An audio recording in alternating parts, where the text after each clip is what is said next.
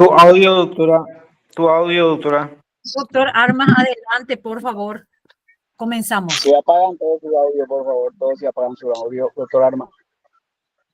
Sí, buenas noches, buenas noches, buenas noches a todos los colegas, las colegas que están prendidísimos hoy nuevamente con un tema interesantísimo y sumamente importante en lo que tiene que ver con la, entre comillas, protocolización, es decir, la organización en relación a la recolección de la información, el procesamiento y eventualmente la presentación de cuestiones muy relevantes para el proceso penal en este caso o para cualquier otro, porque también puede ser utilizado en el proceso civil, el proceso de niñez, etcétera. Y en este caso en particular nos acompaña una persona sumamente, no diría interesante, sino sumamente versada en el tema por tener la calidad y la cualidad de reunir en sí misma la instrucción de medicina y la instrucción de abogacía. Eso es fundamental. Justamente agradecemos nuevamente al doctor Callapo, al doctor por doble materia, ¿verdad? Al doctor de medicina y al colega abogado también, justamente que pueda compartir con nosotros un aspecto que ya nos hemos preguntado bastante en otros ámbitos, como ser en el caso de la famosa cámara Gesell o en otras cuestiones que tienen que ver, por ejemplo, en los casos de violencia doméstica. Y hoy, un aspecto fundamental en el protocolo de actuación en relación a las personas o víctimas o sujetas a una situación de violencia de tinte sexual. Así que, señores, no quiero alargarme en la presentación, sí nuevamente insisto en la importancia de este tema y en la posibilidad que hoy nos brinda el Gremio de Abogados del Paraguay, nuestro colega invitado, hoy repito nuevamente, médico y abogado, que podrá discernir con todos nosotros este aspecto del protocolo en relación a la atención de personas relacionadas, vinculadas, afectadas por situaciones de violencia sexual y, por sobre todo, lo que a la gente le interesa, su eventual aplicación dentro de dentro de las diversas jurisdicciones, tanto penal y las otras que van a surgir de esta ponencia. Así que, sin más, muchísimas gracias y le cedo la palabra a nuestro ponente. Un ratito, si me permitía, antes, doctor Edward, perdón. Yo le pedí que me suplanten hoy, pero quisiera unas palabras, si me permitía, antes del doctor. Hola, ¿me escuchan? Sí, Adelante, sí, adelante. por favor, doctor Mendoza. Sí. Buenas noches, colegas. Quise dar unas palabras hoy. Estoy viajando, estoy en Campo 9 ahora, por motivos de trabajo. Mañana juicio oral. La profesión de abogado siempre nos vuelve un poco gitanos, pero es lo que elegimos, la libertad de poder ejercer una actividad sin más patrones que nosotros mismos. Y eso de por sí es una situación demasiado importante, porque el hecho de ser independientes conlleva también un compromiso muy grande, el de responderle a nuestros clientes con conocimiento. Y volvemos a insistir para todos los colegas del Paraguay que debemos capacitarnos y debemos estar siempre atentos a todas las cuestiones que estén relacionadas al ejercicio de nuestra profesión. Y hemos creado este grupo con ese fin. Hemos creado para que el abogado no solamente pueda acceder al conocimiento, estar capacitado, lograr que de manera gratuita también pueda vincularse a aquellas personas que tienen alta capacidad para poder enseñarnos. Y este grupo Gremio de Abogados está logrando ese objetivo, porque además de ser un espacio para los abogados, además de ser una voz, también es un elemento de instruirnos, es un elemento para capacitarnos y es un elemento para sentar conciencia y sembrar conciencia que la profesión de abogado es una de las profesiones más nobles por el objetivo cual es el de buscar justicia y representar los derechos de aquellas personas que confían. Un compromiso para todos los hombres del Paraguay, un compromiso porque no tenemos patrones, pero nuestra conciencia debe ser el patrón principal para guiar nuestras conductas. Así que el Gremio de Abogados de Paraguay les saluda a todos los abogados y a todos aquellos que de una u otra manera están vinculados con el ejercicio de la profesión. Así que esta noche volvemos con un tema muy interesante. Prácticamente agosto ya tenemos casi copado gente también, así que mucho podemos brindar todavía. Doctor Jorge, Antes que puedas hablar, quisiera que también la doctora Freud pueda saludarle a los colegas, porque sin la doctora Freud esto no hubiese sido posible. La doctora Freud es la que maneja el sistema, la que hace las fotos, una persona que es la mano derecha de todos los que estamos aquí, una de las principales promotoras de que todos los colegas también puedan hoy acceder a esta transmisión. Así que, doctora Freud, te cedo la palabra. Muchas gracias, doctor Mendoza, muy amable por los conceptos. Agradezco nuevamente a los colegas por regalarnos su tiempo para compartir con nosotros, junto con el doctor Ferreira, sus conocimientos en lo que hace a temas que son de interés para todos nosotros. Bienvenidos a todos y adelante. Buenas noches, ¿cómo están? Yo soy el doctor Ferreira, ¿me escuchan? Soy médico clínico y abogado, ¿verdad? Este es un tema que probablemente para el gremio de abogados en algunos temas va a ser un poquitito repetitivo, ¿verdad? Pero hay que recordar que esto es un protocolo que fue instituido por el Ministerio de Salud para el personal médico para actuar en casos de agresiones, ya sea física o sexual, ¿verdad? En primer lugar, hay que tener en cuenta que en toda institución hospitalaria, o sea, ya sea hospitalaria o centros de salud, unidades de salud familiar, sanatorios privados, en todo lugar, todo médico está obligado y capacitado a realizar este protocolo, ¿verdad? Ya no existen instituciones específicas. Anteriormente era el hospital de emergencias médicas, no, que era el hospital de policía, no, ahora toda institución médica, ya sea pequeña o grande, de mayor o menor complejidad, el médico está obligado y capacitado a realizar este protocolo, ¿verdad? En primer lugar, quiero hablar un poco del marco jurídico, ¿verdad? En la Constitución Nacional, el artículo 60, que habla de la protección contra la violencia, que el Estado promoverá políticas que tengan por objeto evitar la violencia en el ámbito familiar y otras causas que atenten contra su solidaridad. La Convención Interamericana para prevenir, sancionar y erradicar la violencia contra la mujer fue ratificada por el Paraguay por ley número 605/95, que aprueba la Convención de Belém do Pará. El artículo 230 del Código Penal tipifica el incesto como delito y los castiga con pena privativa de libertad hasta 5 años. El Código Penal en el capítulo 5 define los hechos punibles contra la autonomía en el artículo 128 de coacción sexual, el que mediante la fuerza o amenaza con peligro presente para la vida o integridad física coaccionar a otro a padecer en su persona actos sexuales o a realizar tales actos en sí mismo o con terceros. El artículo 130 de abuso sexual en personas indefensas habla de que el que realizare actos sexuales en otra persona que se encontrase en estado de inconsciencia o que por cualquier otra razón estuviese incapacitada de ofrecer resistencia. El artículo 131 de personas internadas, el que en el interior de una penitenciaria o una institución para ejecución de medidas, una institución de educación, área cerrada de un hospital, realizara actos sexuales con internados bajo su vigilancia o asesoramiento o lo hiciera realizar a la víctima tales actos en sí mismo o con terceros. El capítulo 6 habla de hechos punibles contra menores. Esto es un poco lo que el ministerio recalca al personal médico como para que tenga en cuenta, ¿verdad?, sobre qué tema estamos hablando, ¿verdad? El artículo 135 de abuso sexual en niños, el que realizara actos sexuales con un niño o lo indujera a realizarlos en sí mismo o con terceros. El abuso sexual en persona bajo tutela, artículo 136. Y el 137 que habla de estupro, el hombre que persuadiera a una mujer de 14 a 17 años a realizar el coito extramarital. El artículo 138 de actos sexuales con menores.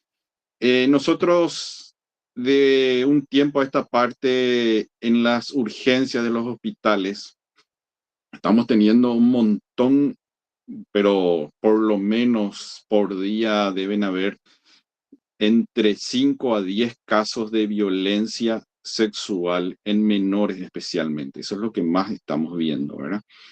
Y también estamos notando pacientes embarazadas menores de 13 a 14 años, ¿verdad? Obviamente que en la mayoría de los casos por agresión sexual, ¿verdad? Y que los padres o los tutores no denuncian el caso, ¿verdad?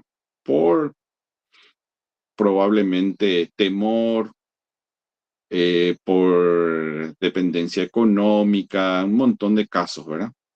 Y eso es lo que más estamos notando nosotros ahora, ¿verdad? Y algunas veces dificulta el hacer un diagnóstico de agresión sexual en menores de 15 años, ¿verdad? Porque ya hay veces que ya son multigestas las criaturas de 15 años, aunque no lo crean, ¿verdad? Hay criaturas de 15 años con dos partos, ¿verdad? Y estamos hablando entonces de la obligatoriedad de la denuncia. El artículo 5 del Código de la Niñez, que habla de la obligación de denunciar, expresa que toda persona que tenga conocimiento de una violación a los derechos y garantías del niño deberá comunicarle al CODENI, Ministerio Público o la Defensoría. El deber de denunciar incumbe en especial a las personas que en su calidad de trabajadores de la salud, educadores, docentes o profesionales de otra especialidad desempeñen tareas de guarda, educación o atención de niños o adolescentes. El artículo 240 del Código Penal habla de la omisión de aviso de un hecho punible, el que pese a haber tomado conocimiento de forma verosímil, culposamente omitiera dar aviso. Esto es un artículo que todos los médicos deben tener muy presente, ¿verdad? Porque por la omisión de dar aviso de un hecho punible, ¿verdad? Los familiares no quieren, no hay tiempo, ¿verdad? Hay muchos motivos por los que se puede obviar o quieren obviar el dar aviso, ¿verdad?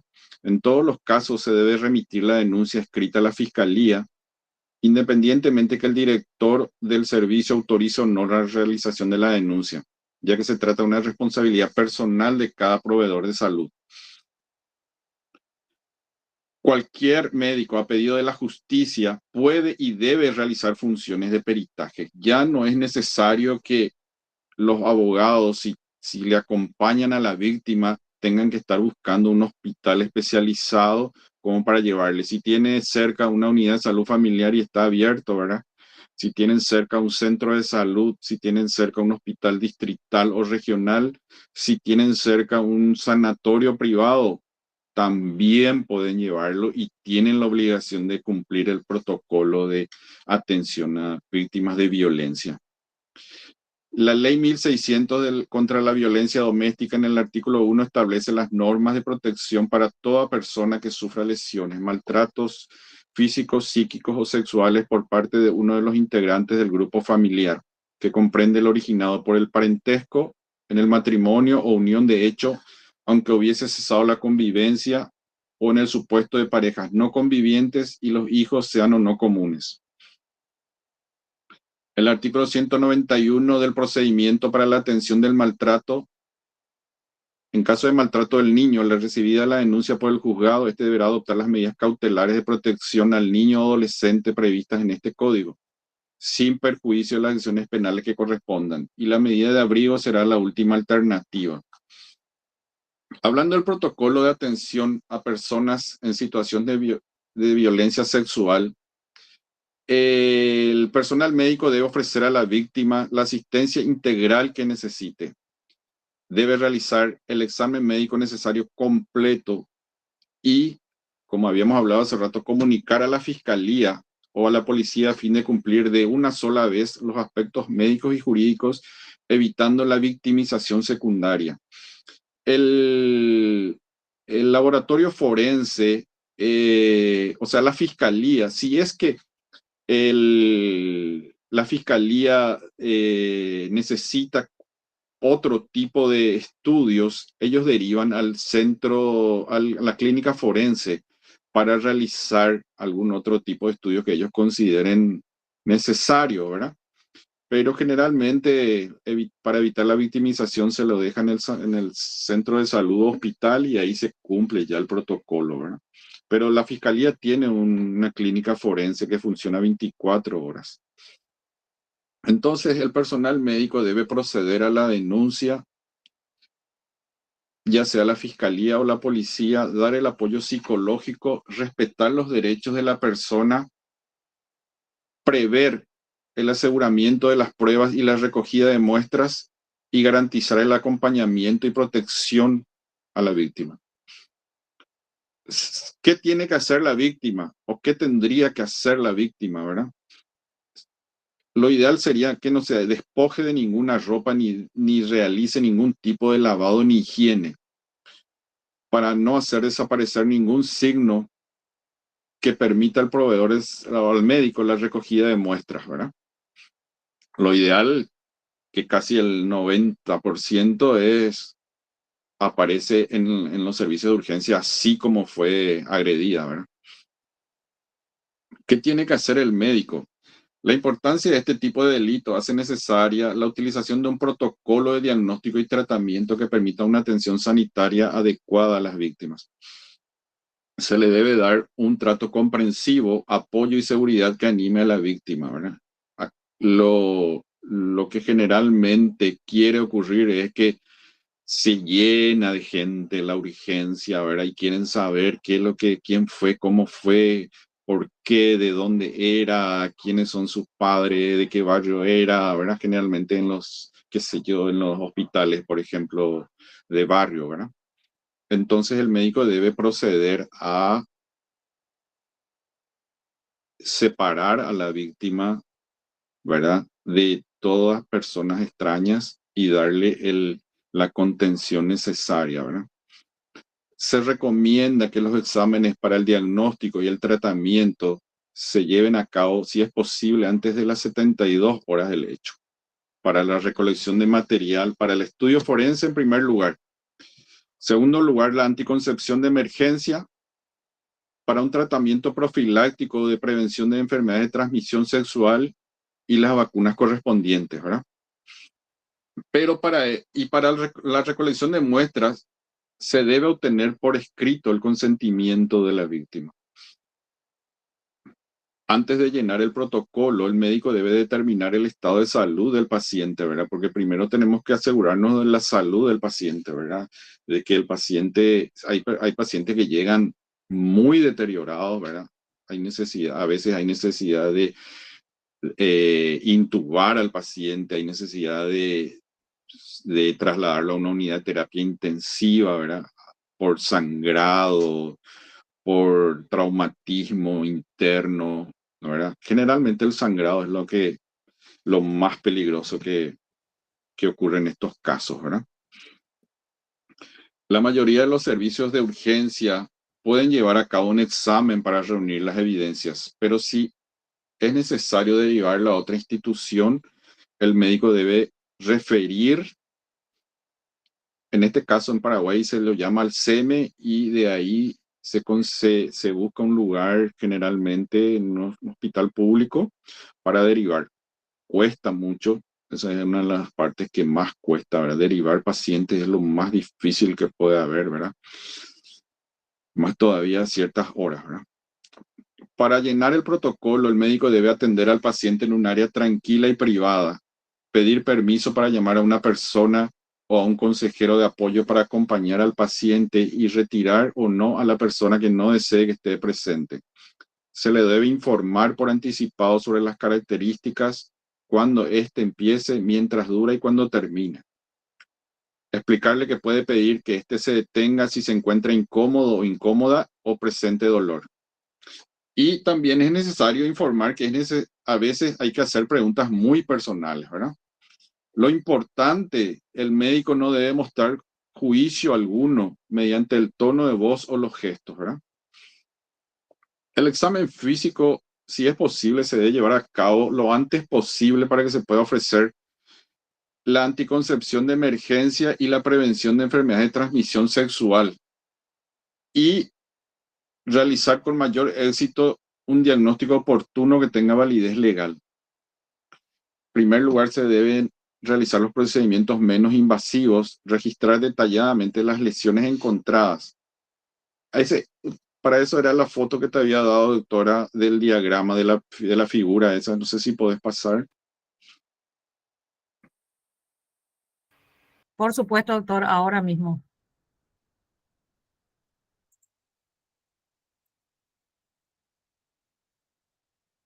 Un segundito. Descargué la imagen para...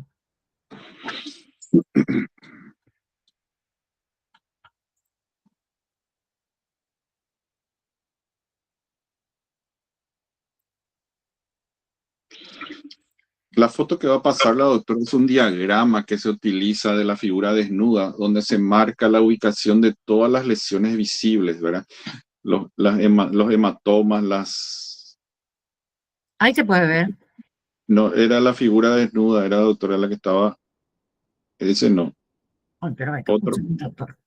Un segundo. Se marca, es una figura donde se debe marcar. La primera. Esta es.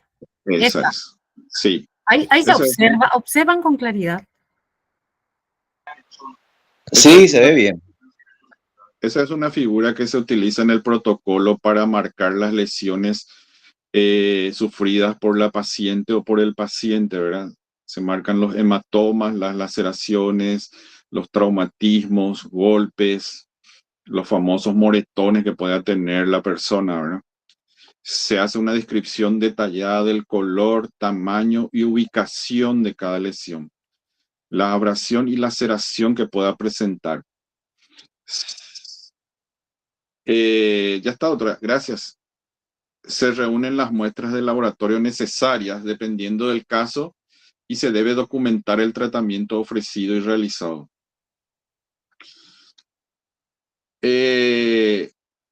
Para la realización del examen, si es posible, ¿verdad?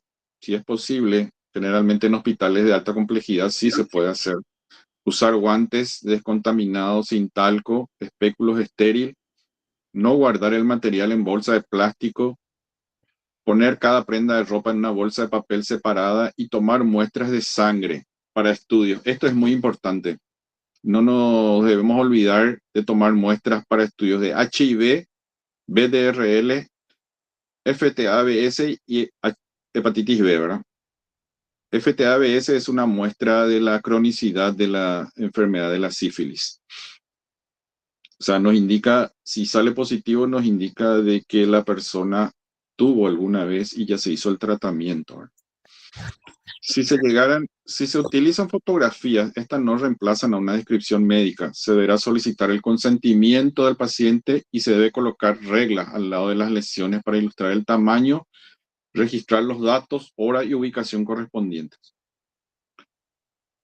Volviendo, ahora entramos un poquitito en la parte más difícil, ¿verdad? Si ha habido penetración oral, vaginal o rectal, se debe examinar la región afecta con lámpara o colposcopio. Esta es la parte más difícil del examen físico, ¿verdad? Romper un poco la confianza, tomar la confianza del paciente, ¿verdad? Y realizar este tipo de examen. Tomar muestras de secreciones. Se toman como mínimo 2 muestras del contenido, ya sea oral, vaginal o rectal. Se debe llevar a cabo un examen de la cavidad bucal para ver si no hay lesiones. Las muestras en la boca se recomiendan tomar donde la encía se encuentra con los dientes o entre las muelas inferiores y la mejilla. Esto probablemente para los abogados sirvan un poquitito, ¿verdad? Sirva esto como para tener en cuenta de dónde dónde se deberían sacar las muestras, como para que posteriormente pueda servir en el juicio, ¿verdad? Si hubo lucha con el agresor, se debe tomar las muestras debajo de la uña del paciente. Se debe documentar lesiones físicas marcando con una X en el diagrama que les mostró la doctora las lesiones superficiales y con una O las profundas. Se debe inspeccionar los genitales internos y externos utilizando un espéculo para valorar trauma físico y evidencia de partículas. Observar si el himen está intacto o si hay desgarro reciente que indique traumatismo. Esta es una una observación muy importante, ¿verdad? El himen siempre trae complicaciones médicas, ¿verdad? Saber si hay desgarro reciente o si no hubo desgarros, ¿verdad? Registrar lo hallado describiendo la lesión en el sentido horario. Observar la región anal registrándolas en sentido horario. Sentido horario se entiende porque las lesiones en las cavidades internas, ¿verdad? En las cavidades ginecológicas y proctológicas se marcan, digamos, o sea, como el reloj, ¿verdad? En hora 3, hora 6, hora 9 y hora 12. Hay una lesión entre hora 3 y hora 6 o una lesión entre hora 6 y hora 9. A eso se refiere en el sentido horario, ¿verdad? Al terminar el examen genitourinario se debe tomar muestras de orina en busca de hematuria que indique traumatismo genitourinario.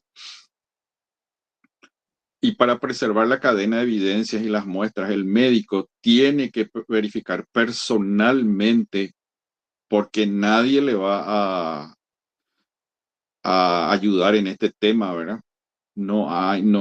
Acá no entran licenciadas ni oficinistas, nadie. El médico personalmente tiene que verificar que estén correctamente etiquetadas, selladas y refrigeradas en caso de ser necesarias. Luego, el personal médico debe realizar, si es necesario, el tratamiento profiláctico. Ya se hizo la inspección de la paciente o del paciente y luego se debe realizar el tratamiento profiláctico. O sea, el médico no puede dejar ir nomás a ese paciente y ya te hice todo el examen médico y andate nomás a tu casa, ¿verdad? Siempre que sea posible, se deberá recoger material que ayude a comprobar el abuso. Semen, sangre o células epiteliales, que pueden ser halladas si el abuso ocurrió dentro de las 72 horas. Y hay que tener en cuenta que, según evidencias, casi un 5% de las víctimas adquieren una enfermedad de transmisión sexual de sus agresores. Yo pienso que mayor porcentaje. Entre las infecciones más comunes se encuentran las clamidias, la sífilis, gonorrea, tricomonas, el VIH, la hepatitis B y el condiloma. La hepatitis B es una enfermedad que se cronifica, por eso es que nosotros tenemos muy en cuenta la hepatitis B, ¿verdad? Por abuso sexual generalmente uno adquiere esta enfermedad y eso se cronifica, se convierte en una hepatitis, cirrosis y luego una hepatitis crónica. Tenemos que tener en cuenta la profilaxis post-infección, post-exposición de VIH en violencia sexual. El VIH tiene un riesgo mayor de infección en una relación con violencia por el hecho de existir traumatismo, ¿verdad? O sea que un abuso sexual y más traumatismo nos expone a mayor posibilidad de adquirir el VIH. Existe un riesgo alto por una recepción anal con eyaculación sin preservativo. Existe un bajo riesgo, una recepción vaginal. Acá hay algo que tienen que tener en cuenta, ¿verdad? O sea, una recepción anal es más peligroso que una vaginal para adquirir el VIH. Por una penetración anal o vaginal sin eyaculación, sin preservativo, y por un sexo orovaginal receptivo o activo con eyaculación sin preservativo, tenemos un bajo riesgo de adquirir el VIH. El riesgo alto ocurre más bien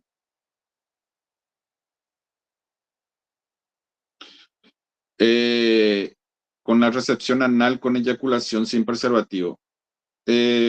Acá me estaba leyendo si se puede tener el protocolo. Yo creo que el protocolo podemos, por PDF, con la doctora, después podemos compartir, ¿verdad?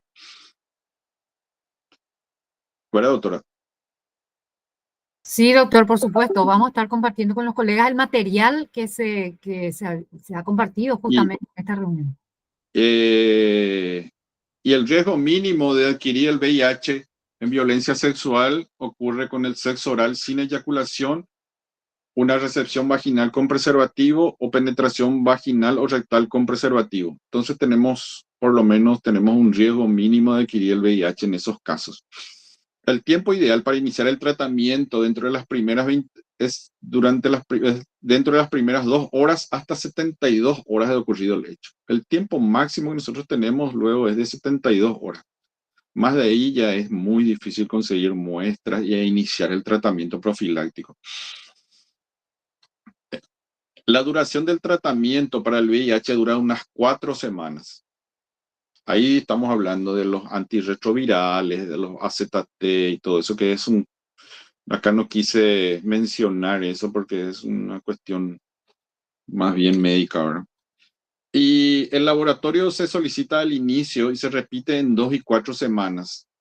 Se pide una prueba de hemograma, o sea, un análisis de hemograma, una prueba de la función hepática y renal, y se lo vuelve a citar a las 6 semanas, 3 meses y 6 meses. A veces es muy difícil que vengan, ¿verdad? Recomendaciones para el personal médico sería consejería para el inicio de la profilaxis, seguimiento para evaluar adherencia y realización de pruebas serológicas, atención integral que incluya apoyo psicológico, asistencia social, asesoría jurídica y atención médica especializada. El seguimiento se hace con psicólogos, ginecólogos o proctólogos. Se hace un seguimiento infectológico para el tratamiento. Por ejemplo, si sufre de sífilis, a los 30 días se lo vuelve a citar, hepatitis a los 60 días y HIV entre 90 y 180 días, por un periodo de 6 meses como mínimo, ¿verdad? Acá entramos ahora en el protocolo de asistencia a personas en situaciones de violencia que podemos después compartir porque es un cuadernito, ¿verdad? Se debe anotar la fecha y hora de realización del diagnóstico del inicio del examen. El médico debe constar el diagnóstico médico presuntivo de la víctima. Debe llenar con el nombre y apellido de la víctima, la edad, el número de cédula policial si la tuviera, el estado civil, domicilio, constitución familiar, acompañantes.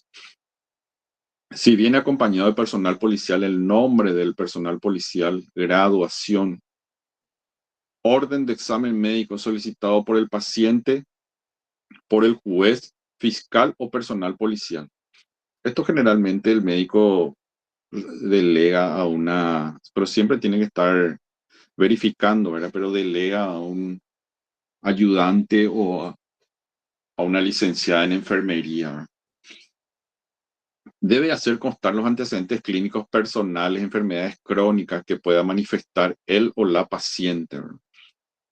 Si es una mujer, antecedentes ginecostéticos. Esto es muy importante. Edad de la primera menstruación, ritmo de la menstruación, regular o irregular.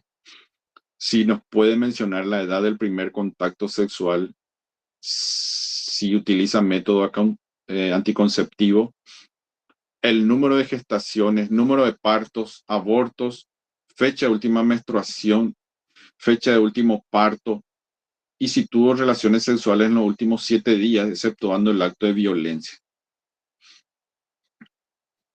En el protocolo figura la agresión debe manifestar la paciente o el paciente cuándo ocurrió, en qué momento, fecha y hora, dónde, en qué lugar, número de agresores, si fue uno o varios, si el contacto tuvo uno o todos los agresores, el sexo del agresor o agresora, aproximadamente la edad de él o los atacantes y alguna otra información sobre él o los agresores que llame la atención y si conocía al agresor, si tenía un parentesco con los mismos. Esto figura todo en el protocolo de atención médica. Ya ingresando al acto mismo de la agresión, ¿verdad? El médico le debe preguntar, debe indicar y preguntar si le acarició, si le besó los genitales y otros actos cometidos, si tuvo un intento de penetración del pene en región oral, vaginal o anal, si el agresor utilizó preservativos, si utilizó un objeto para penetración, puede ser un consolador o algún palo, si le administró algún medicamento, si le dio de tomar alguna droga o si le dio de tomar alguna bebida alcohólica. Todo esto si es que la paciente recuerda o si puede mencionar, ¿verdad? También si perdió el conocimiento y si fue antes o después del acto, si el agresor utilizó para impedir el movimiento la fuerza o lo amenazó con arma blanca o arma de fuego. Después del ataque, si orinó después del ataque, si se realizó un lavado vaginal, si fue obligada a realizar el lavado, si se bañó después del ataque, si tuvo vómitos y si se cambió de ropa o fue obligada a hacerlo, ¿verdad?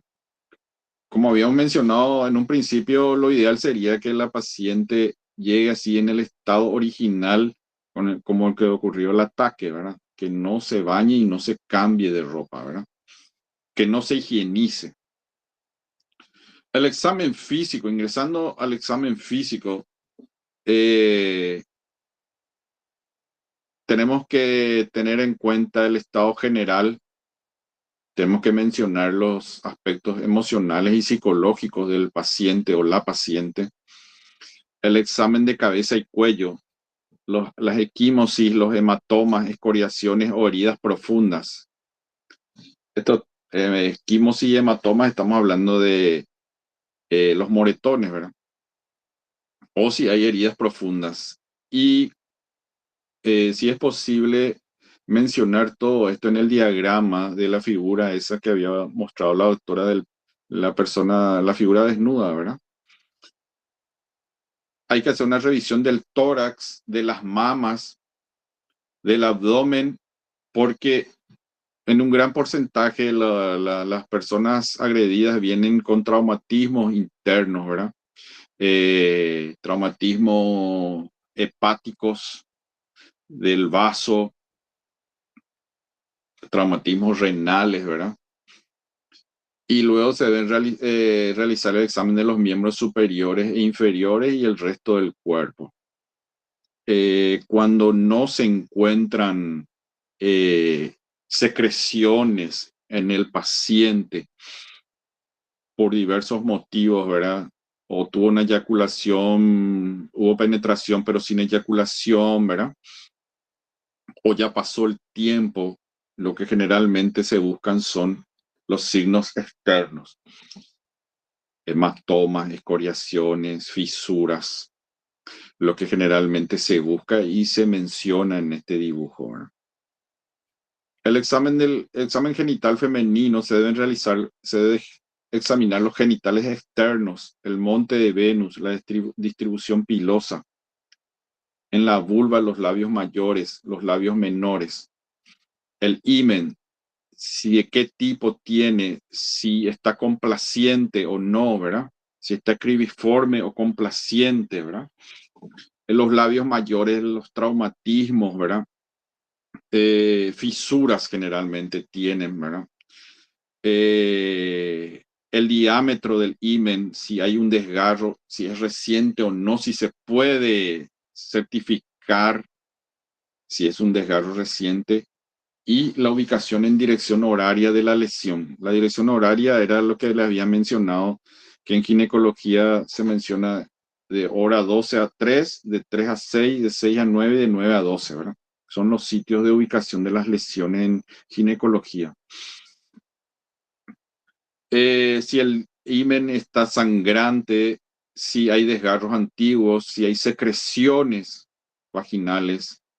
En la horquilla posterior, cómo se encuentra el periné, la vagina, si hay desgarros o lesiones o secreciones en la vagina. Luego ya, si se puede, se debe realizar, o sea, con el consentimiento del paciente, se debe realizar una palpación, ¿verdad?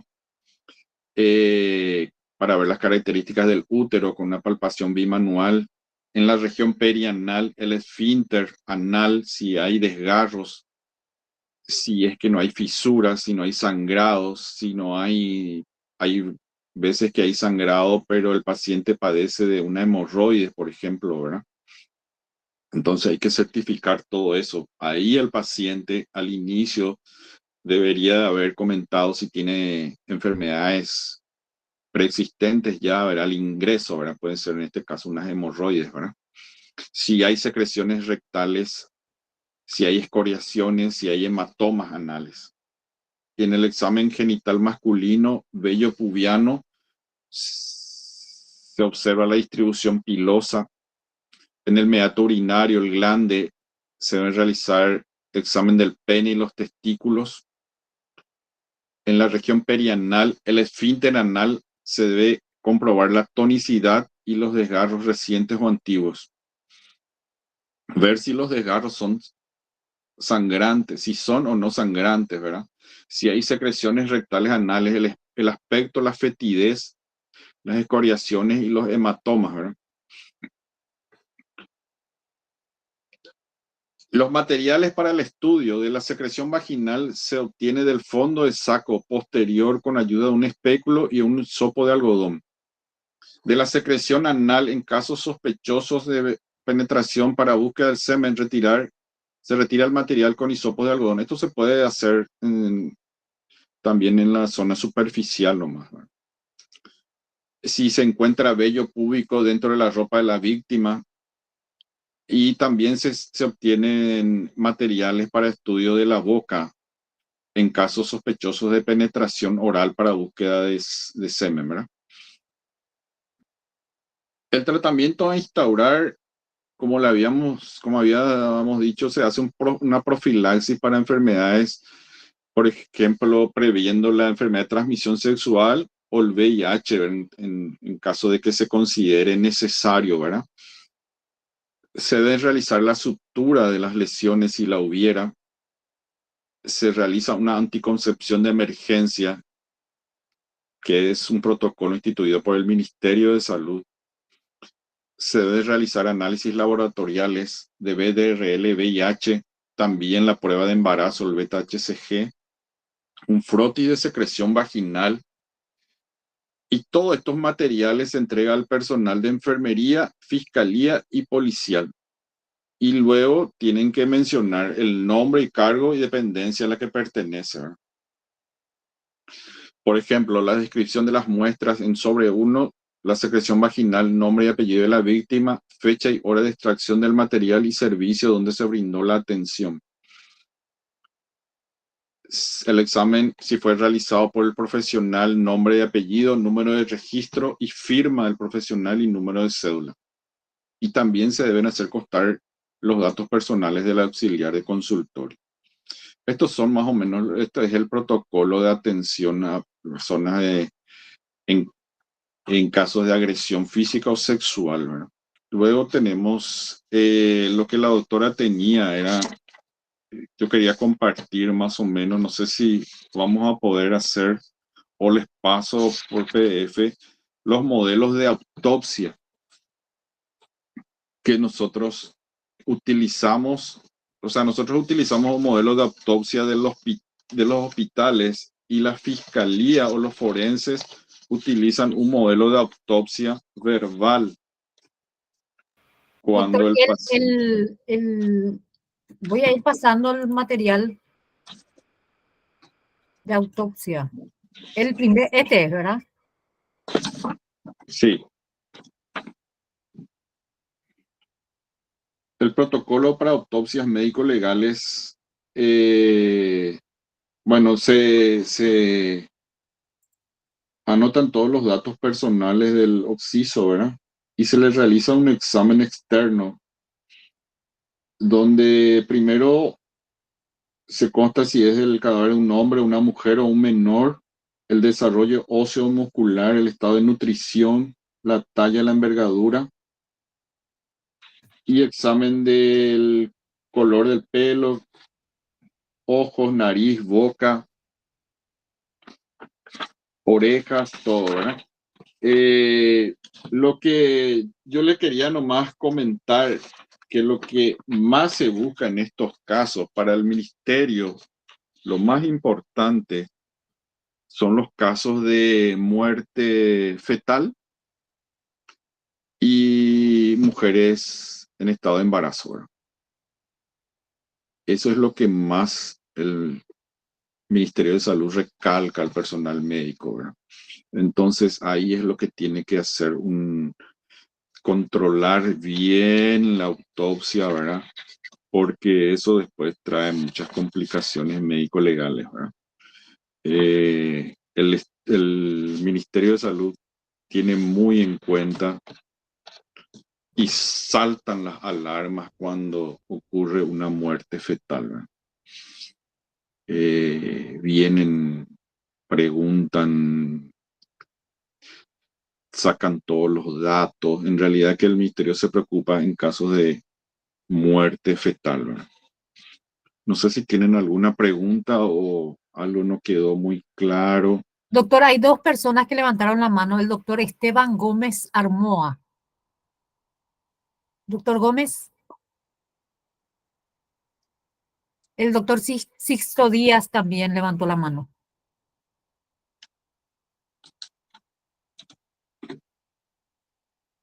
No, el doctor Mendoza también levantó la mano. Doctor Mendoza.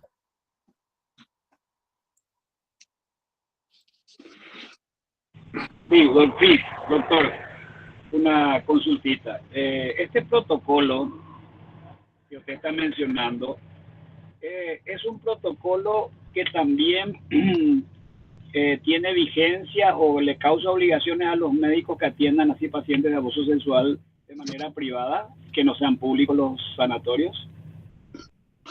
Sí, doctor. Acá ya no se hace distinciones entre centros de atención médica. Ya desde una unidad de salud familiar hasta un sanatorio privado, el más famoso que pueda haber, ¿verdad? Todos están obligados a realizar o cumplir con este protocolo, ¿verdad? Si usted lo lleva a un cliente, a una víctima, a un vecino, un amigo, amiga, ¿verdad? Y tienen la obligación de atenderlo. Algunos, como tienen su seguro y todo eso, entonces prefieren ir a un sanatorio médico privado y el médico de urgencia, porque ahora en los sanatorios médicos de nivel 3 de alta complejidad tienen personal médico de pediatría, del área de pediatría y del área de ginecología de guardia las 24 horas. Una preguntita más ahí al respecto, porque quiero hilar 2 o 3 preguntas.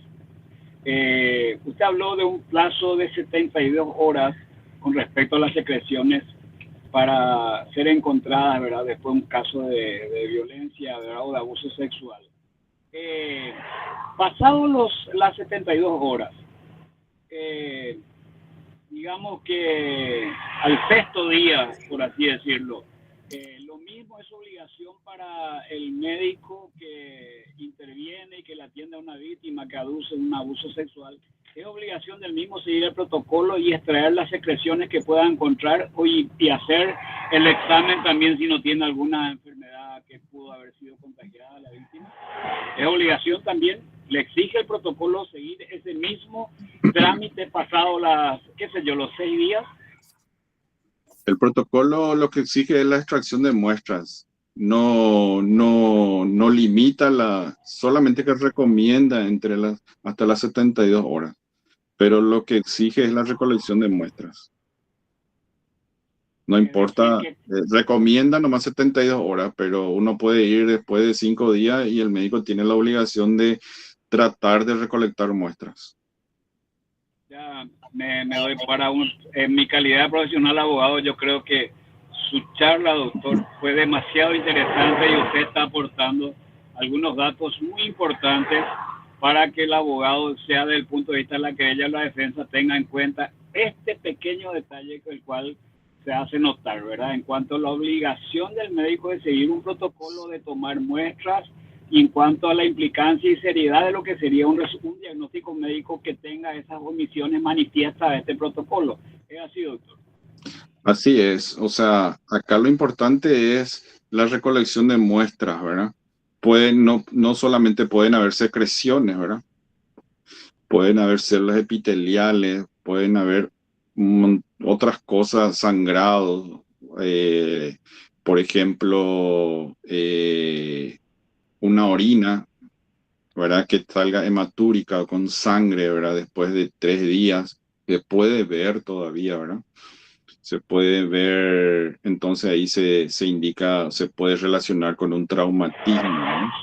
Y Y una sí, pregunta más al respecto, doctor, que yo sé que a los abogados les va a interesar, ya que no hay nadie que haya levantado más, o no sé si alguien levantó más. Sí, el Digamos, doctor acá, Benítez está sí, pendiente. quiero hacer un poquitito, cerrar un poquitito más una idea, porque es un tema demasiado interesante y muy práctico. Ocurre mucho en la práctica. En el caso de que encontremos una persona abusada sexualmente, ¿verdad? Y que ya no haya sido su primera vez, es decir, que tenga ya un desgarre antiguo. Eh, aún así, existiendo no un desgarre antiguo, se puede probar que haya habido violencia o que una persona haya sido sometida a un abuso sexual después de las 72 horas. eso es muy difícil. Lo que nosotros podemos probar es que hubo una agresión, doctor. Después de las 72 horas, lo que se puede probar con más seguridad es una agresión, ¿verdad? Pero no precisamente una agresión sexual, ¿verdad? Como yo le había dicho al comienzo, en los hospitales, en las urgencias, tenemos por día un montón de casos de pacientes, ¿verdad? Que ya van embarazadas, ¿verdad? Entonces, probar una agresión sexual es muy difícil, pero una agresión sí, ¿verdad? Por los hematomas, los moretones, los Es decir traumatismos que entonces, pueda tener. un caso de abuso sexual pasado los 5 o 6 días, el hecho de que no se pueda probar tampoco significa que no haya existido el abuso. No, no, no. No, no, no, no, no, no, no, no. Por eso es el diagrama que me había mostrado la doctora.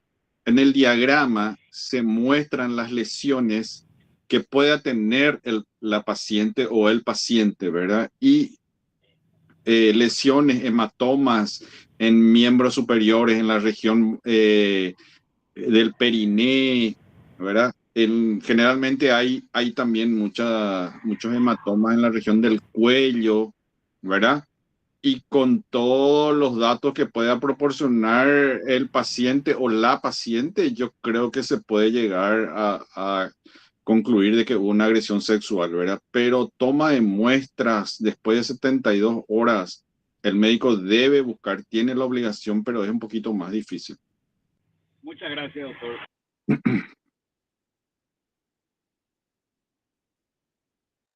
El doctor Pedro Héctor Benítez levantó la mano. Buenas noches, doctor Jorge. Buenas noches para todos los colegas. Entiendo que el protocolo que se aplica en caso de abusos sexuales, que se desarrolla en este momento, se refiere a los casos en que las víctimas son sobrevivientes, digamos. ¿Hay algún otro protocolo de abuso sexual en occisos? Y la otra pregunta, la especialidad del médico forense para la aplicación del protocolo en abuso sexual de sobrevivientes o de personas que hayan fallecido y habiendo sido abusadas sexualmente, tengan que ser sometidos a un examen forense. ¿Esa especialidad de cada médico es diferente o no? ¿Y cuál sería la especialidad, doctor? Gracias. Bueno, creo que la primera parte preguntó si se hace una autopsia a los pacientes fallecidos, ¿verdad? Sí se hace una autopsia a los pacientes fallecidos. Justamente eso es el protocolo que nosotros tenemos, que yo le pasé a la doctora, pero vamos a tratar de hacer enviar una mejor imagen, ¿verdad? Y enviar el protocolo para las autopsias y para los pacientes, para las personas fallecidas, ¿verdad? Que se realiza en el Departamento de Medicina Legal, ¿verdad? Ahora, con respecto, no sé si esa es una de las preguntas, ¿verdad?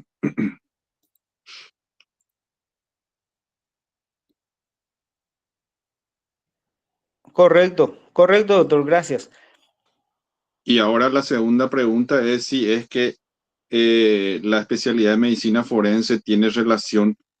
La especialidad de medicina forense en nuestro país es muy incipiente todavía. En realidad, los médicos forenses, lo único que, o sea, ellos trabajan en la fiscalía y nada más, ¿verdad? O sea, por decirte, se ponen el guardapolvo, no, se ponen el guardapolvo de clínico o traumatólogo o cirujano para hacer guardia en los hospitales y se cambia ese guardapolvo y se pone el de médico forense para trabajar en la fiscalía, ¿verdad? O sea, un médico que haga guardia en un centro de salud, un hospital distrital o regional o un hospital de alta complejidad, generalmente la guardia está constituida por un clínico médico, un cirujano y un ginecólogo. Y uno de los tres puede hacer el examen médico. O los tres, ¿verdad? No sé si esa era tu pregunta, doctor.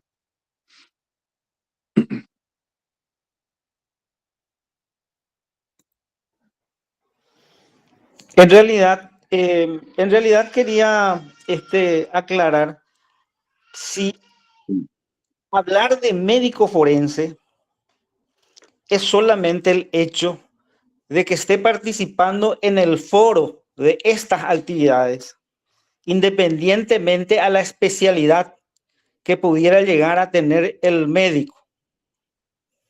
O sea, un clínico, como usted lo dijo, un terapeuta, un traumatólogo, ¿verdad? Sí. Se convierte en médico forense en el momento en que asume la responsabilidad, digamos. No sé, yo no estoy entendiendo, pero por ejemplo, yo soy clínico médico, ¿verdad? Yo hago un examen, yo cumplo con este protocolo por una paciente o un paciente en el 20 de agosto del año 2020, ¿verdad? Lo digo porque sé, ¿verdad? Después de 2 años a mí me van a llamar como clínico que cumplí con el protocolo y a una audiencia. No como médico forense específicamente, me llaman como clínico.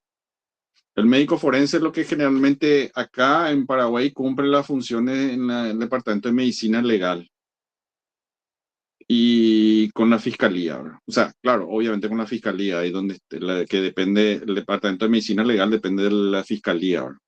Pero como clínico a mí me llaman y me voy a las audiencias y a certificar el diagnóstico que yo había hecho, ¿verdad? No sé si más o menos nos estamos entendiendo. Entiendo, doctor, perfecto. Le agradezco de todas maneras. Pero entiendo, por ejemplo, que si es un caso de abuso sexual, evidentemente tiene que ser un ginecólogo o un clínico, digamos. No podría ser, por ejemplo, en ese caso, el traumatólogo, el forense que cumpla con esos protocolos. Y vos sabés que sí es que hay traumatólogos que hicieron la subespecialidad de medicina forense, hay cirujanos que hicieron la subespecialidad de medicina forense, Entiendo. pero este protocolo se utiliza en casos o sea, en los hospitales, ¿verdad? Ya. Y en el hospital, un médico clínico atiende a un paciente con una hipertensión arterial o una diabetes a las 11 de la noche y luego viene un paciente adulto con un caso de agresión sexual y tiene que cumplir este protocolo, ¿verdad? No precisamente porque sea forense. Y puede ser que dé la casualidad que sea forense también, que hizo la subespecialidad de medicina forense, ¿verdad?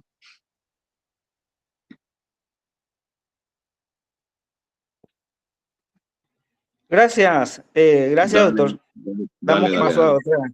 a otro Sí, el colega. doctor Sixto Díaz levantó la mano.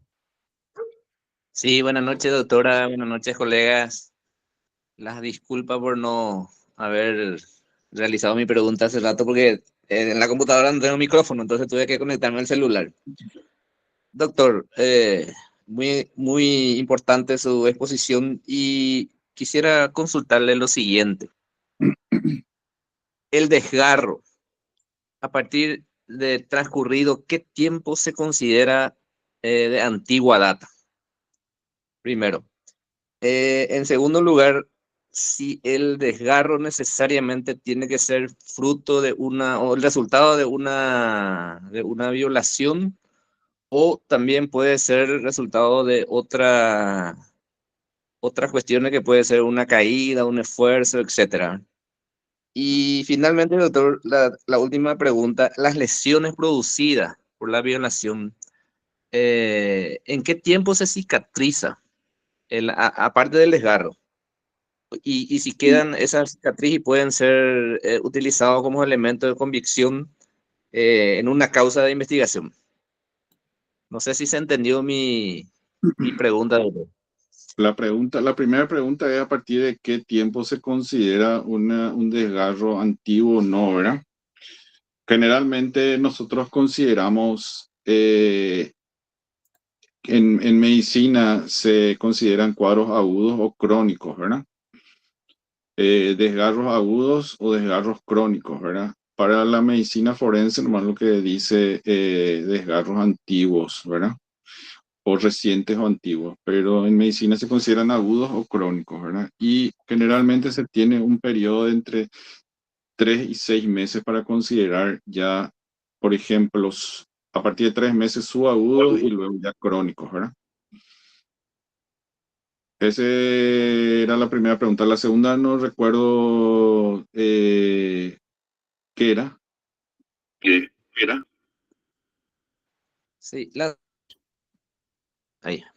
La segunda es si ese desgarro necesariamente tiene que ser fruto o como consecuencia de una violencia o violación. No. Puede ser una caída, un traumatismo externo puede ser también, no precisamente una violación. Ocurrieron casos de traumatismos, ¿verdad? Ocurrieron casos de traumatismos. Obviamente en criaturas pequeñas, ¿verdad? En criaturas pequeñas. Y luego quedan con esa lesión, quedan con esos antecedentes. ¿Otra pregunta era? Sí, complementando nomás un Sí. poco su respuesta, doctor. O sea, solamente en criaturas, no se puede dar en adolescente que sea virgen, ¿verdad? Y que tenga esa caída o un rebalón, o qué sé yo, con la patineta, etcétera. Sí, lo que pasa es que sí, claro que sí. Lo que pasa es que en medicina pues se dan por porcentajes, ¿verdad? Y nosotros el mayor porcentaje vemos en criaturas pequeñas, de 3 años para abajo, ¿verdad? Y o sea, a partir de los 10 años a 15 años ya vemos en pequeño porcentaje que el desgarro haya ocurrido por un traumatismo. Pero ocurre, ¿verdad? Solamente que en medicina, como no es una ciencia exacta, se basa mucho en porcentajes, ¿verdad? Entonces, hay veces que te van a decir, no, esto ocurre en tal parte, en tal edad, ¿verdad? Y voy a decir, pero también, sí, pero en un pequeño porcentaje, ¿verdad? Pero el mayor porcentaje se tiene en menores de 3 años, los desgarros por traumatismo, ¿verdad? Por eso nomás, pero sí ocurre, claro que ocurre, pero en mucho menor porcentaje. Pero Y ocurre. la última pregunta, doctor, era si esas lesiones producidas como fruto de una violación, así como usted dijo, en los labios inferiores y superiores, ¿eso en qué tiempo se cicatriza y realmente queda rastro de eso o se cura así y no queda nada? Si ocurren lesiones en los labios inferiores, labios superiores, ¿verdad? Generalmente escoriaciones, hematomas, pueden existir fisuras. Son lesiones, son regiones donde tarda un poquitito el tratamiento y la curación, ¿verdad? Con un buen cuidado, una buena higiene, un buen tratamiento profiláctico, un buen antibiótico, ¿verdad?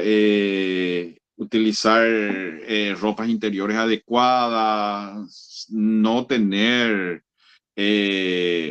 contacto sexual por un buen tiempo. Y generalmente eso revierte en 45 días, 30 días, 45 días revierte eso y queda sin, o sea, queda normal, digamos, ¿verdad? Pero tiene que tener un buen tratamiento, un buen acompañamiento y lo principal, el tratamiento profiláctico que le haya dado ya el personal médico en esta primera consulta. Discúlpeme, doctora Freud, por extenderme un poquito, porque es muy interesante. Por último, doctor, y le dejo. A la orden, sí, sí. En toda violación tiene que existir esa lesión en los labios inferiores y superiores. No, no, no, no, no, no. No, no, no, no, no. Por eso es que lo importante es tener la muestra de secreciones. Por eso que es importante el diagrama del dibujo que mostró la doctora, que se pueden certificar hematomas, ¿verdad? Por lucha, ¿verdad? No siempre puede haber ese tipo de lesiones, ¿verdad? No siempre, ¿verdad? Después también tenemos el caso como, no sé si viene al caso mencionar, ¿verdad? Pero a mí me tocó casos donde eran lesiones consentidas, o sea, relaciones consentidas y después por obvio motivo cambia de parecer, ¿verdad? Me tocó un, un señor que teníamos que realizarle extracción de muestra y no había de dónde sacar muestra, ¿verdad? No había. Y él nos dice, yo quiero salir de la casa y la señora, mi pareja no me permite y me acusó de esto, dice. Y vos le mirás, sí, tenés que sacar, o sea, el señor no hay secreción, bien vestido, no hay evidencia de nada, ¿verdad? O sea, hay muchos casos y casos. El doctor Lucio levantó la mano. Doctor, por favor. Sí, buenas noches. Estamos aprendiendo bastante interesante todo lo que ha expuesto el doctor. También fui uno de los que solicitó el formulario, el protocolo para el llenado.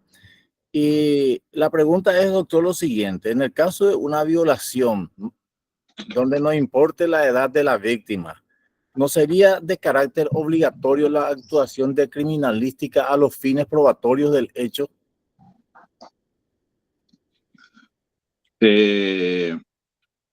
Sí, el médico, cuando yo había iniciado la charla, ¿verdad?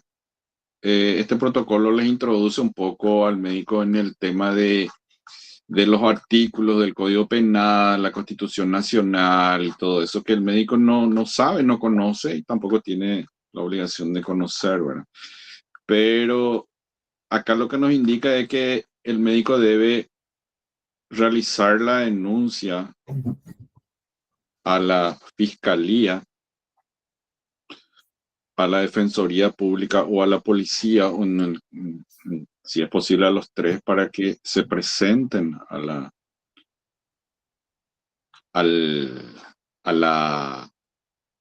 hospital en este caso, ¿verdad?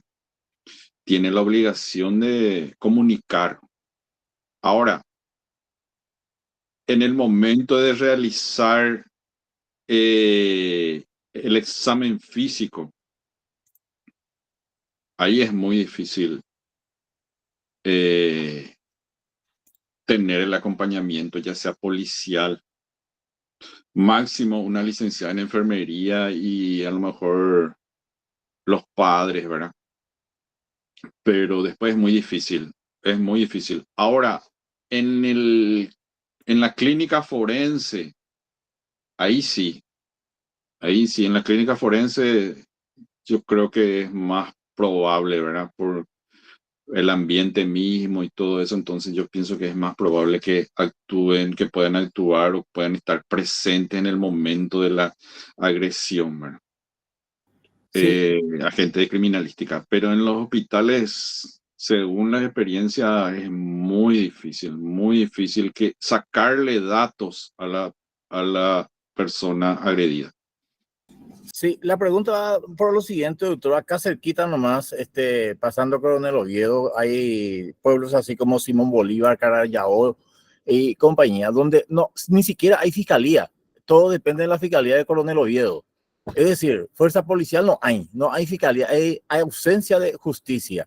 Y se tiene que hacer un peritaje, entiendo yo, como para poder calificar si hubo ensañamiento, si hubo brutalidad en cuanto al procedimiento, si hubo alguna prueba que haya quedado, por ejemplo, por debajo de las uñas de la víctima, en este caso, de tal forma a poder demostrar a través de un prueba de ADN los posibles participantes o posibles culpables del hecho delictuoso. Por eso no era la pregunta. Muchas gracias. Pero, doctor, en este caso también el protocolo tiene en cuenta que el médico debe realizar la pregunta si hubo, por ejemplo, lucha, buscar material debajo de las uñas, ¿verdad? Yo pienso que este protocolo cumple muy bien con el problema que menciona el doctor, ¿verdad? En lugares donde no hay fiscalía, no hay policía, entonces si es un médico avesado en este protocolo, va a sacar mucha información, ¿verdad? Con saber dónde tomar las muestras, cuántas muestras, saber indagar al paciente y mencionar todas las lesiones que tiene el paciente. Este diagrama, por ejemplo, es muy importante, aunque así parezca muy inocente, ¿verdad? Es muy importante para certificar las lesiones y los lugares donde una persona fue agredida. Y entonces, a partir de ahí, iniciar la causa, ¿verdad? Correcto, doctor, muchas gracias. Más interesante sería poder acceder a este material. Yo había participado ya en un curso parecido a esto en el camino la bioceánica, que estábamos trabajando justamente con gente sobre la trata de blancas y el tráfico de personas en la zona. Y es bastante interesante. No pudimos en aquella oportunidad acceder a este material, o por lo menos si no es el mismo material, algo parecido. Muchas gracias, doctor, por su atención.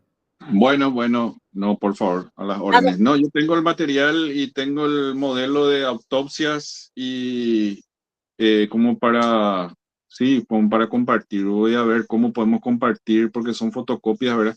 El protocolo sí es un original y vamos a ver con la doctora cómo podemos compartir y para todos, ¿verdad? Que sirva para todos. La doctora Luz Escurra Saya hace una consulta si siempre podrá determinarse la violación, sea víctima hombre o mujer, en los casos en donde la violencia sea mínima.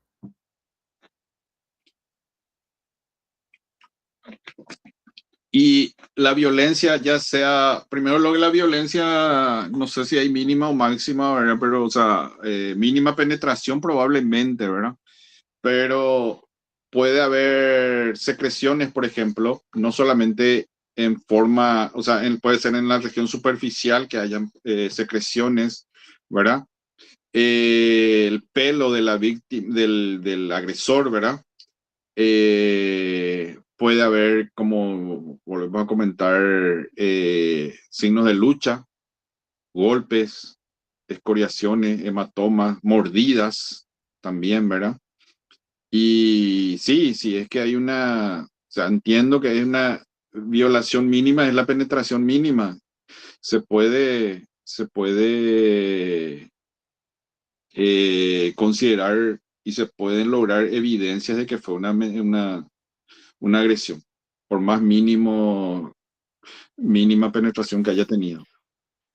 Doctor, ¿tiene conocimiento de qué instituciones, no sé si mencionó al inicio, pero es una consulta que hace uno de los colegas, es de cuáles fueron las instituciones que intervinieron en la elaboración de este protocolo?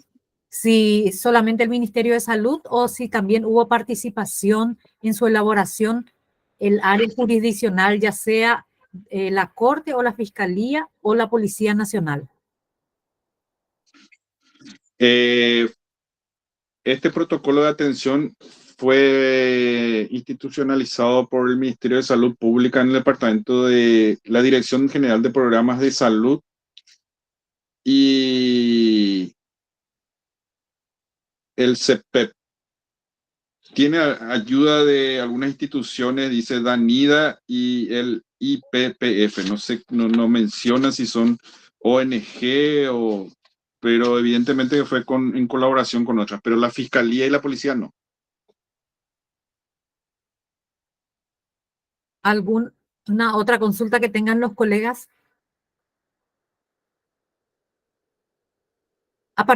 Te puedo hacer una consulta, doctor. ¿A partir de qué edad de la víctima se aplica este protocolo? ¿Para personas mayores o se aplica también en menores, adolescentes? No, este se aplica para todo tipo de pacientes. Para todo tipo de pacientes, no importa la edad. Muchas gracias, doctor. Ahí hay una doctora que hizo una pregunta si el protocolo tiene... Este protocolo no se le dio a una persona en particular. O sea, no es que todos los médicos vos te vas y retiras este protocolo, ¿verdad? Ahora, si la pregunta de la doctora es si los sanatorios privados deben tener este protocolo. Si los médicos que están haciendo guardia conocen de este protocolo, ahí yo no le puedo certificar eso, pero deben conocer y deben practicar y deben realizarlo. Como abogado, uno tiene que puede exigir que en ese sanatorio, ya sea de tal o cual nombre, le realicen ese protocolo, este protocolo de atención. No puede ser que, porque tenemos casos que no voy a mencionar, ¿verdad? Muy emblemáticos que se realizaron en hospitales privados. Muchas gracias, doctor, por la explicación. En realidad que yo desde ahora conozco este protocolo como un estándar. Sería de aplicación obligatoria para los centros asistenciales. Evidentemente, así como manifiestan los colegas, en el interior del país ya es un poco más difícil el acceso a este tipo de material, tanto por los profesionales como el acceso también para el acompañamiento mismo, a partir de la noticia crimini, como suele decir el doctor Mendoza, de la existencia de una violación o algún tipo de agresión. Yo pienso que más que el protocolo, lo que el profesional abogado debe saber es que, en primer lugar, que el médico no puede elegir si puede realizar o no la atención del paciente. O sea, está obligado a atenderle al paciente, ya sea agredido sexual o físicamente, ¿verdad? En segundo lugar, tiene que cumplir ciertos... o sea, estos protocolos son básicos nomás. Luego hay algunos antecedentes que se le agregaron, pero son básicos en las atenciones de la urgencia, ¿verdad? Anteriormente nomás en lo que era agresión sexual en el hospital de policía y agresión física, primeros auxilios, ¿verdad? Pero ahora ya con este protocolo se terminó eso. Entonces lo principal es que el médico está obligado, sea el lugar donde sea, a atender a la paciente o al paciente, y luego si no tiene este protocolo, que en varios lugares no van a tener, bueno, por lo menos llenar lo básico y cumplir con ciertas normas elementales de la atención médica. El doctor Mendoza pidió la palabra, doctor, por favor. Sí, yo quería nomás recalcar y partir de una base que hoy se habla de, por dar un ejemplo que tiene mucha similitud, el peligro de fuga. Hoy en el país, en el mundo donde toda la informática se encuentra en cualquier país, en cualquier lugar, es muy difícil hablar de peligro de fuga. Y hoy sostener que un médico, a no ser que sean los confines allá del Chaco, o sea, que un médico no acceda al conocimiento de un protocolo, para mí es casi un imposible. Porque podemos decir que sí, tal vez no haya fiscales, haya lo que sea, pero todos los médicos, sí o sí, dentro del centro asistencial en que se encuentran, que yo puedo concluir de lo que está diciendo el doctor, están obligados a tener este protocolo. Entonces, la sapiencia o no del profesional abogado, usar eso a favor o en contra, de acuerdo a la representación que esté ostentando, ya es una cuestión de puro criterio. Por eso el eslogan, prácticamente el pensamiento que traduce la página de este grupo Gremio Abogado de Paraguay, ustedes van a ver el encabezamiento que dice que el conocimiento es inútil para aquel que no sabe aplicarlo. Es decir, esta información que estamos recibiendo del doctor es muy importante. Si lo vamos a usar para el bien o para el mal, para la defensa, para la querella, ya es cuestión neta y exclusivamente del profesional. Pero sí puedo concluir de todo lo que escuché que este protocolo es una cuestión, digamos, de conocimiento obligatorio para todos, porque proviene de una autoridad pública y como tal no se puede desconocer. No sé si estoy equivocado o no en mis percepciones, doctor. No, este protocolo proviene de la entidad regente de la salud en el Paraguay, ¿verdad? O sea, sí o sí se tiene que aplicar, ¿verdad? Hay casos y casos, ¿verdad? Siempre es lo mismo que, no es lo mismo la atención en Asunción o zona central que en el interior, ¿verdad? Pero sí estamos obligados a cumplir mínimamente con este protocolo, mínimamente en zonas muy alejadas, ¿verdad? Pero no dejar de ni siquiera no mencionar o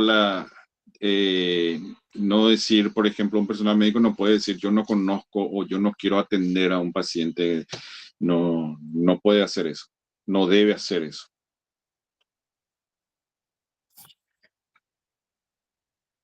Muchas gracias, doctor. ¿Alguna otra el doctor Vamos cerrando, doctora. El doctor Lucio dice, hay una normativa que obliga al cumplimiento de este protocolo en todos los casos de violencia, y más aún contra la mujer. Sí.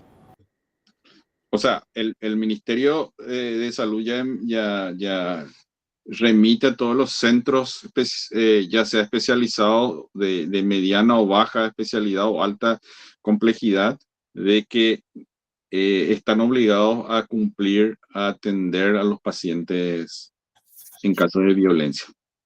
Como había mencionado anteriormente, por ejemplo, un caso de violencia sexual se iba a un hospital privado, a un sanatorio privado y le decían, no, tenés que irte a emergencia, ¿verdad? No, tenés que irte a tal parte. No, acá nosotros no hacemos, ¿verdad? No, ahora ya no. Sí, doctor. Esa es la normativa del ministerio. Para aportar nomás para conocimiento a la gente que tal vez no tenga conocimiento, ¿verdad? De acuerdo a lo que tengo conocimiento yo con respecto a este protocolo, es que es de celoso cuidado como los expedientes judiciales, es decir, que no puede salir de la oficina destinada al resguardo de los resultados o de las anotaciones de lo que contienen este protocolo, de que así nomás no puede salir tampoco de los centros de salud o de los, vamos a decir, los hospitales. Es decir, que sí o sí tiene una seguridad del 100% del profesional forense que atendió a la víctima, porque esto después va a servir como medio probatorio para mandarle o en todo caso privarle a una persona de lo más preciado que tiene, es jurídicamente protegido por la Constitución, que es la libertad. Es decir, bastante importante este documento es. Sí, y además que vos como profesional médico sabes que te van a llamar para la indagatoria, para el juicio y va a seguir este caso, entonces te conviene hacer bien las cosas, ¿verdad? Y esto se guarda en medicina también, o sea, para los registros médicos se guardan muy bien las fichas médicas y los certificados de función. Se guardan en un cofre cerrado, en un cofre bajo 7 llaves. Muchas gracias, doctor Ferreira.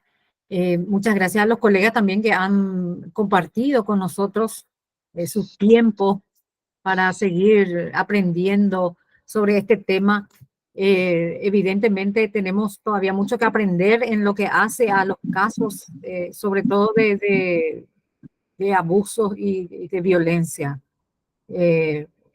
Hay muchísimas informaciones que tenemos que manejar como profesionales para poder arribar a una salida satisfactoria para las partes que asistimos en la casuística. Doctor Armas, no sé si está por ahí, doctor Mendoza. Sí, Bueno, muchas gracias primero, doctor, antes que todo, no, antes que nada, por un lado.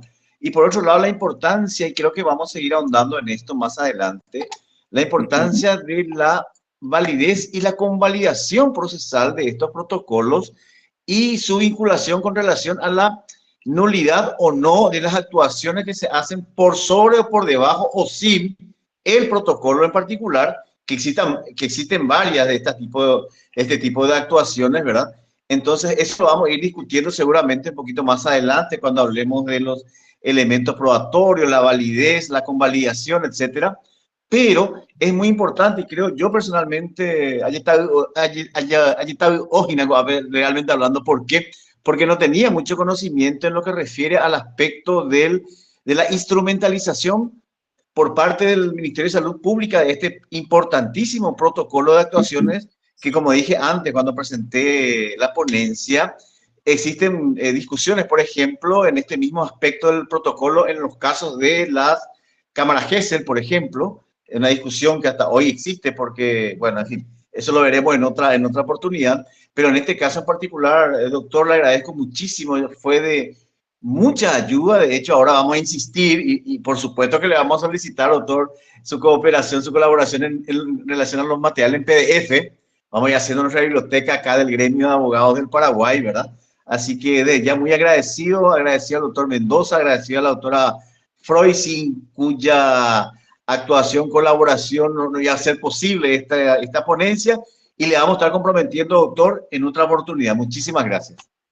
No, gracias a usted, gracias al doctor Mendoza por la invitación. Muchísimas gracias a todos y estamos a las órdenes. Cualquier tema médico que sea necesario, si podemos contribuir, entonces estamos a las órdenes.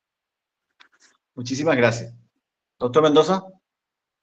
Sí, yo quiero insistir, como este es un grupo que tiende a orientar a los abogados, quisiera cerrar nomás con dos pensamientos que me vinieron, porque así como dijo el doctor Edward, yo hoy aprendí muchísimo.